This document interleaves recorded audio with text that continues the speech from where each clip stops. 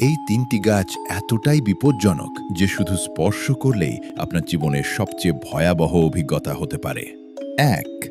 Jimmy Jimmy. অস্ট্রেলিয়ার এই উদ্ভিদের পাতায় থাকে অসংখ্য বিষাক্ত সূক্ষ্ম কাঁটা। একবার ত্বকে ঢুকে গেলে এমন অসহ্য জ্বালা পোড়া শুরু হতে পারে যা অনেকের ক্ষেত্রে সপ্তাহ বা এমনকি মাস পর্যন্ত টিকে থেকেছে।